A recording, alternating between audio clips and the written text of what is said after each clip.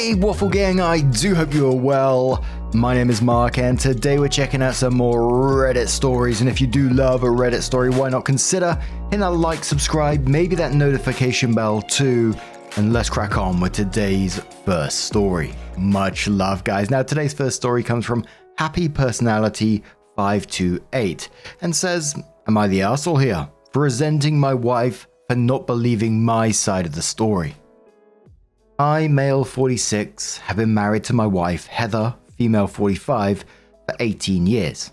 We have 2 kids, 16 female and 14 male. We work for the same company but in different departments.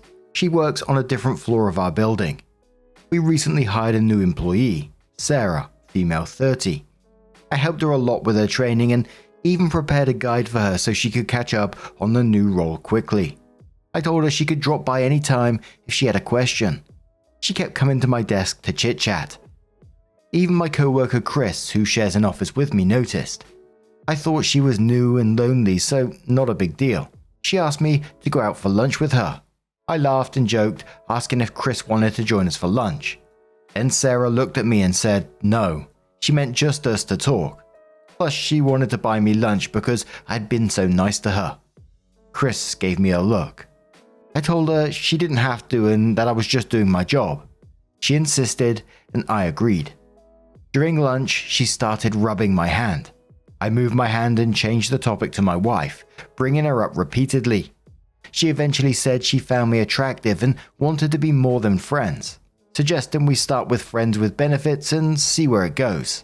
She said she thought I wasn't happy in my marriage because I was having lunch with her and laughing, while she never saw me having lunch with my wife. I told her I was married and wanted to keep our friendship professional. She didn't like my reply and became quiet. I apologized, but she said it was all good. I paid the bill for both of us since it was so awkward and we went back to work.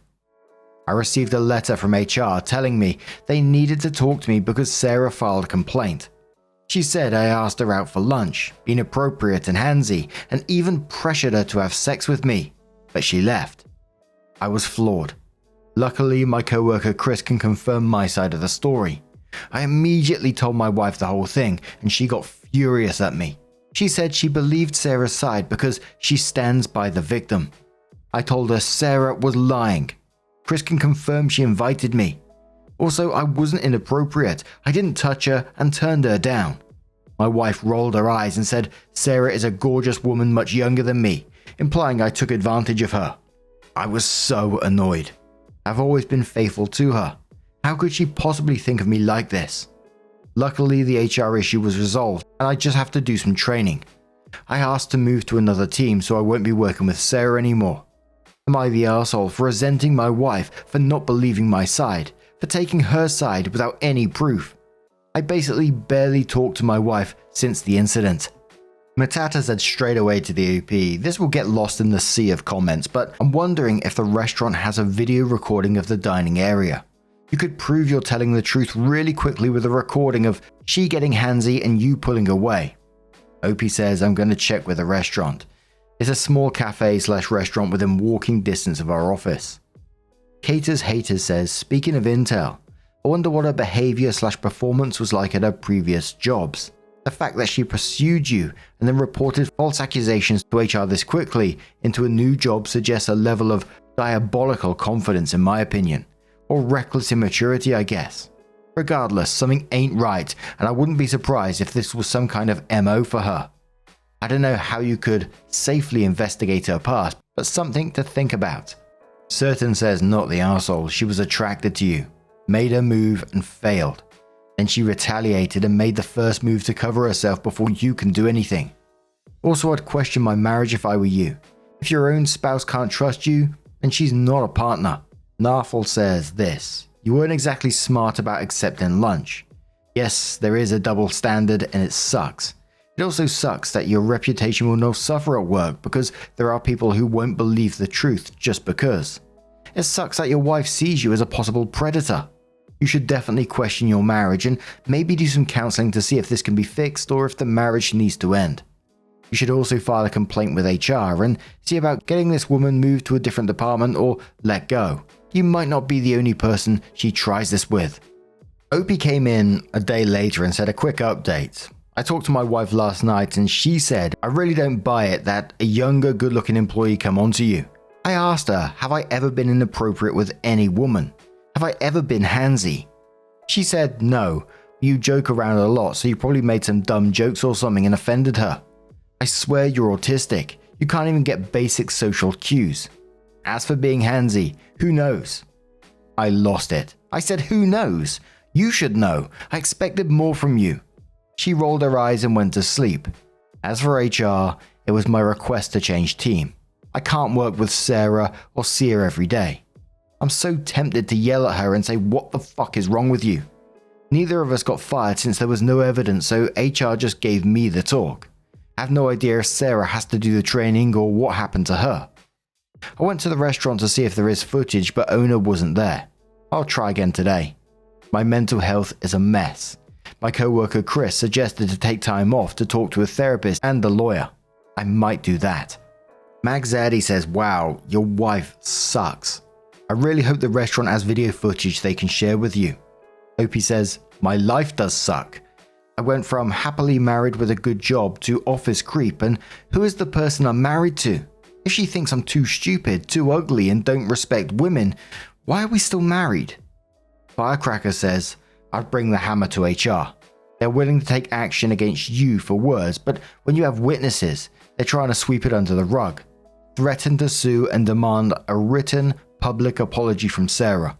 Honestly, with your wife, that's different. Good luck with that. Philosopher says, take Chris's advice. Talk to a lawyer to sue Sarah and file for divorce. Your wife has zero respect for you. Manufacturer No says, yep, I second that. Only one who is on your side is Chris, and you neither sleep or live with him. Cheers up, mate, and listen to the only one on your side.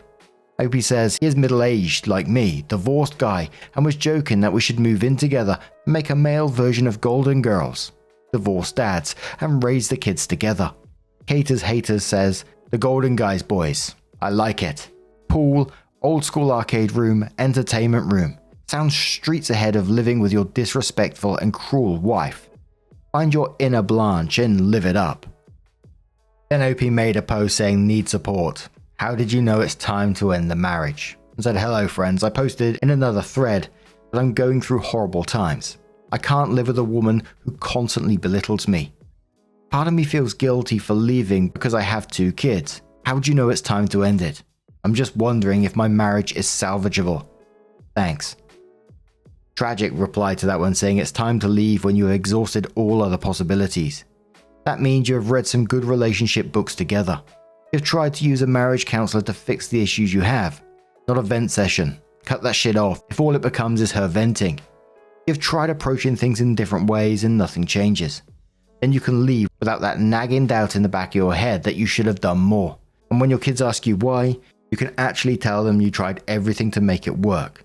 You could even do a lie detector if she agrees that you pass. She apologizes and moves on from this. Opie replied saying, my wife thinks marriage counseling is for something men, starts with P, pussy possibly? So hard no on that. I've tried being more understanding, but she never even acknowledged. I don't even know what to do anymore. I gave up on sex because she every single time turned me down. I planned date nights or even date nights at home. I'm a pretty decent cook and do all the cooking anyway, so not a big deal, and still didn't even get a thank you. I gave up, lol. I stopped trying and now she yells that I'm so stupid and never do anything for her. Tragic reply saying, then it's sitting down and talking about what you both want out of the relationship and what isn't being met right now, in a calm, non-blaming way. If she doesn't want marriage counseling, what does she want? If she doesn't trust you, what will make her do that?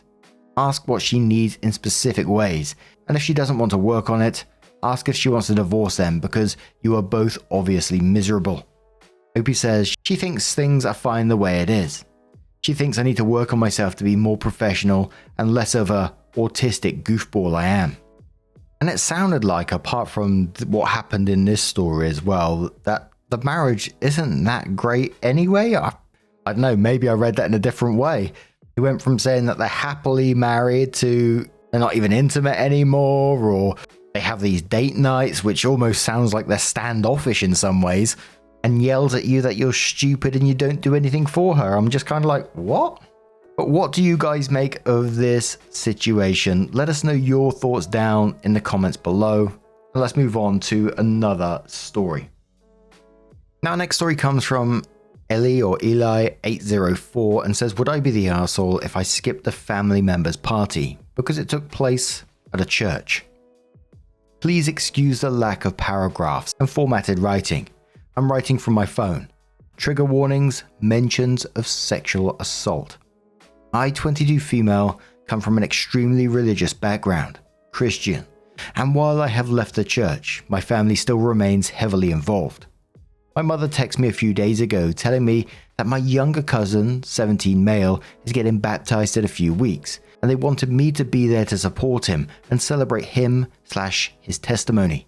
Baptisms are a massive deal in my family. There's going to be a baptism at the church and then a party at their place afterwards. Now here is where the issue comes in. The church where this is happening is the church where I was sexually assaulted in when I was 13 years old. No, nothing was ever done about it by the church when I spoke up about it at the age of 15. Hence why I left that church completely. And I've started therapy within the last few months to deal with that and other traumas. My family didn't believe in therapy, which is why I had to wait until adulthood to start. So when my mum told me about the baptism, I originally told her, I'll have to think about it. Sorry. Today I texted her and told her I would come to the party at their place after the baptism, as I have nothing wrong with celebrating my cousin. I'm quite close with all my cousins. However, I told her I would not be attending the baptism itself because I refused to go back to that church. She told me, I know it's hard, but you should put your feelings aside just for that day because it's his special day. I've left her message on scene and haven't responded because me refusing to go to the church has caused a big fight before, and I don't want to fight. So would I be the arsehole if I refuse to attend the baptism and refuse to put my feelings about the church aside? I welcome any advice anyone has. Edits. While I know I myself wouldn't advise someone to return to the place they were assaulted, where my conflicting thoughts come in is because I feel like I should be able to put aside my feelings since it happened almost 10 years ago. But I can't.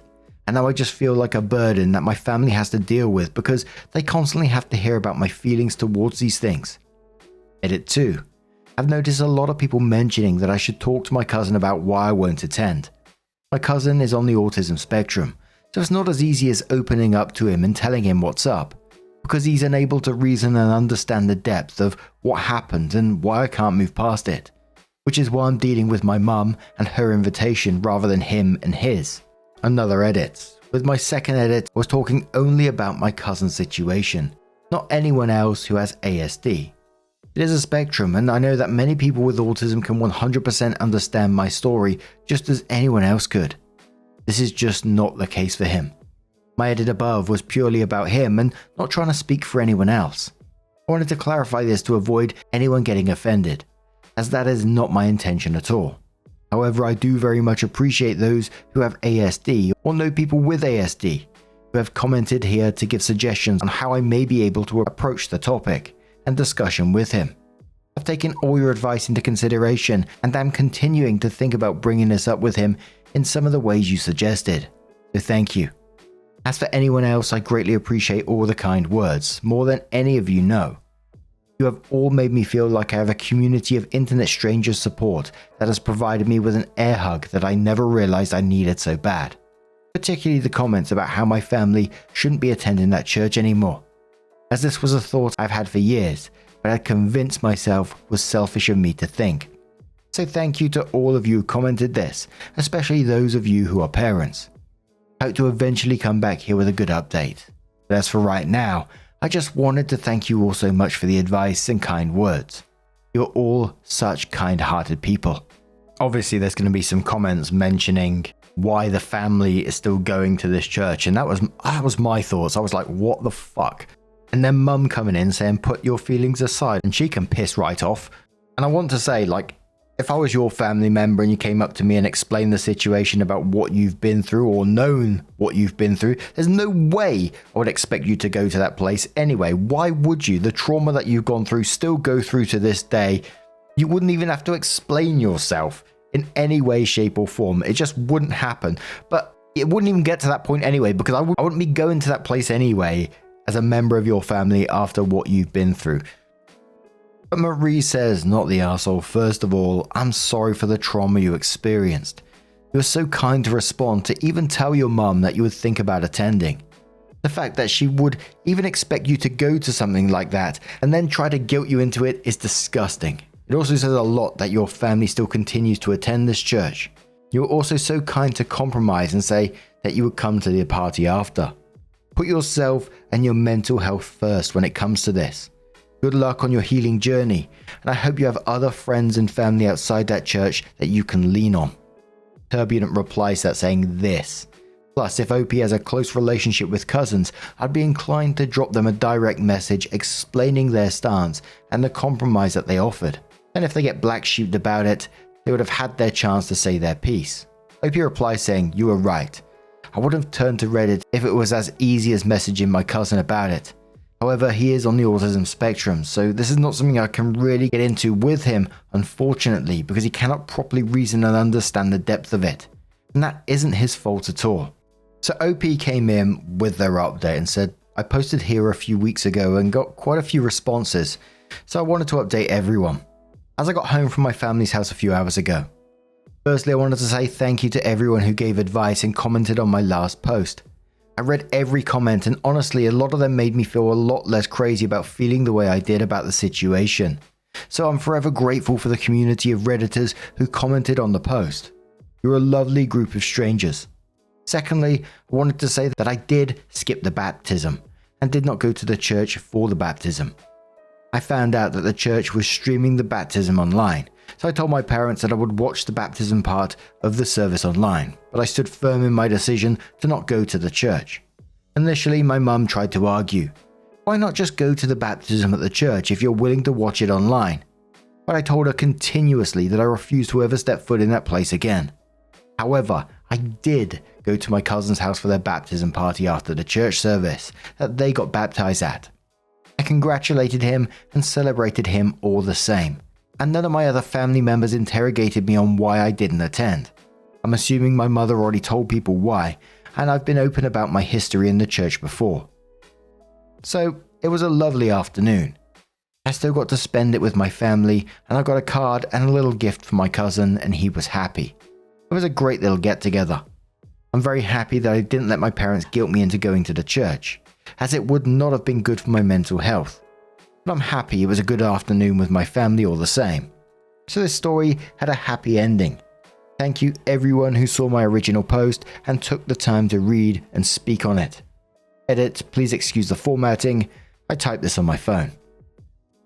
And for me, I still felt like mixed emotions at the end of that update, because I felt so happy for OP that they stood their ground, that they stood up to their parents, but I'm still really pissed off at the same time for the parents trying to guilt OP in the first place. Their child who's gone through something horrific, traumatic, and they're trying to guilt them to go to that place where it happened. Fucks me off. But again, I'm so happy for OP that they did stand their ground on this and didn't go, but still got to celebrate with their cousins. I'd be side-eyeing those parents all the time, but Julita says, I read the original post. I'm glad you went with your gut and everything worked out. If you would have caved, it would have set a poor precedent for the future. Well done.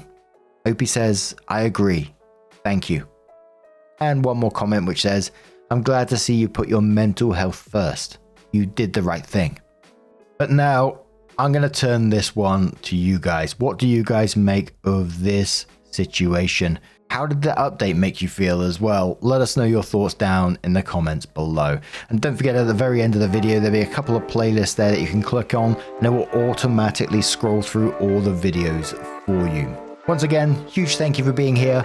Much love, and I'll see you in the next one. Bye-bye.